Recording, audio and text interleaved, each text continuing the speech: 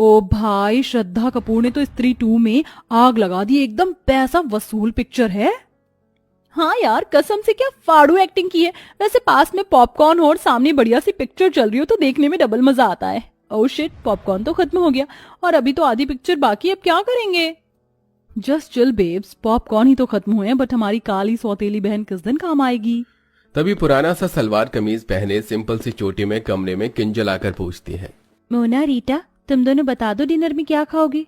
देखो मोना, हमारी प्यारी काली बहन की उम्र कितनी लंबी है, नाम लेते ही हाजिर हो गई। किंजल, जाओ और जाके हमारे लिए पॉपकॉर्न ले आओ।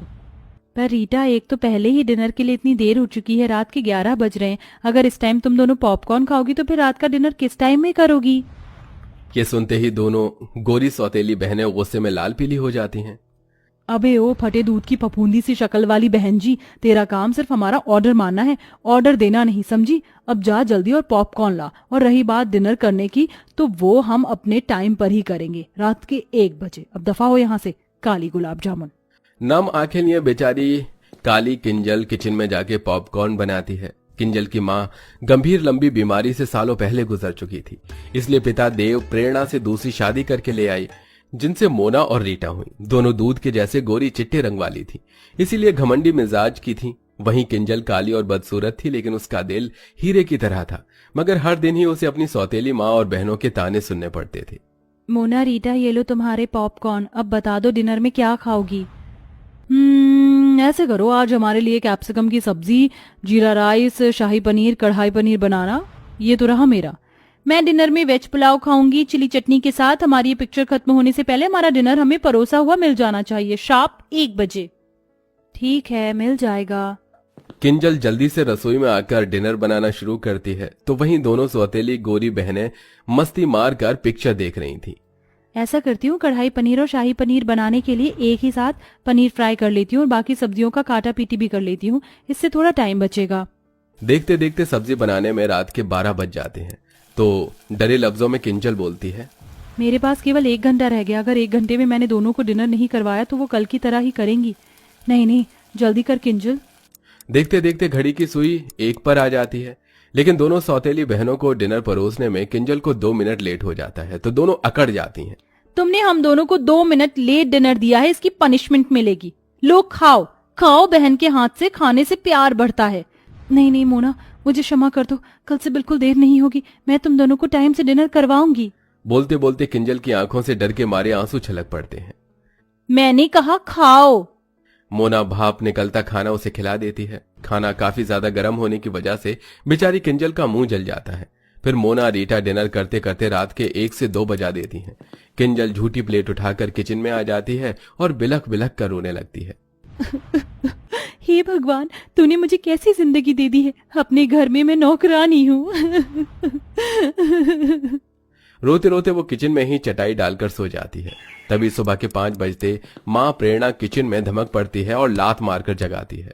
अरे ओ काली कलूटन, चलो जल्दी से।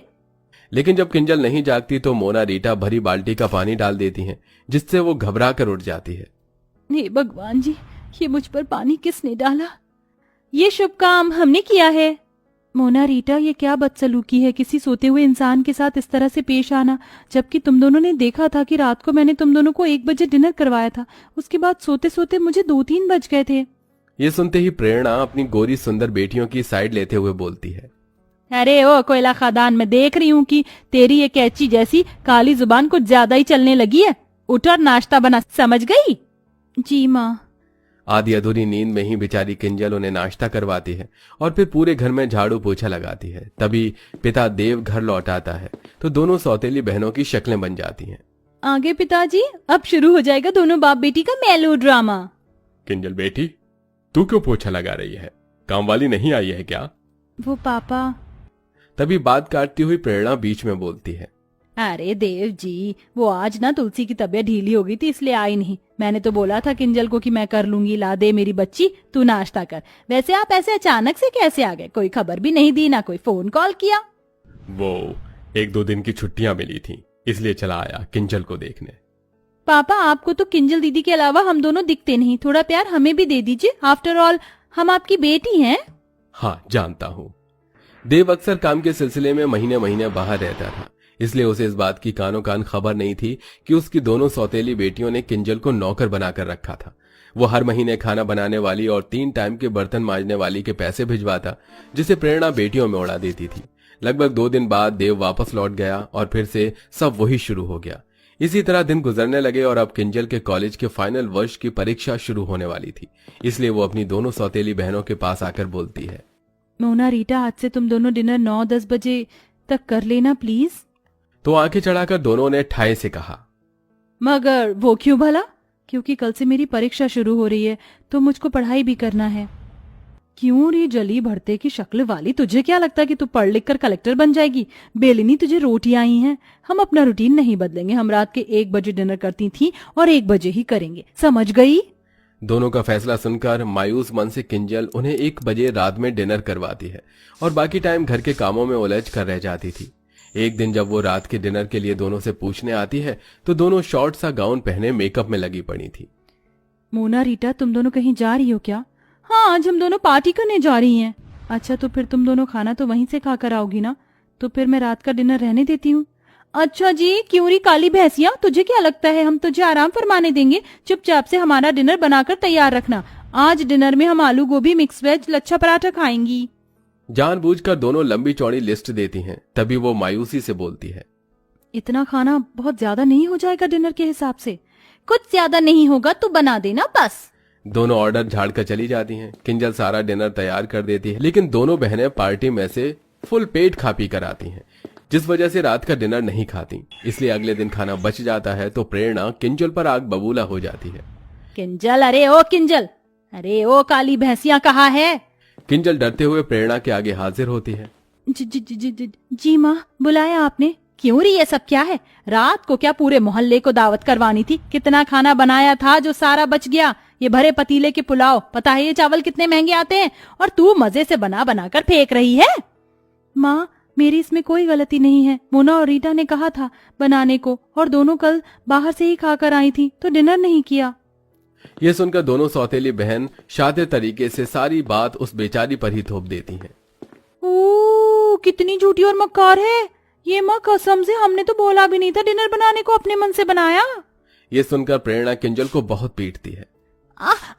माँ, मत मारो ना माँ। बहुत चर्बी बढ़ गई है तुझको शाही पकवान खाकर। आज से तेरा खाना बंद, अब केवल तुझको सूखी रोटी मिलेगी बस।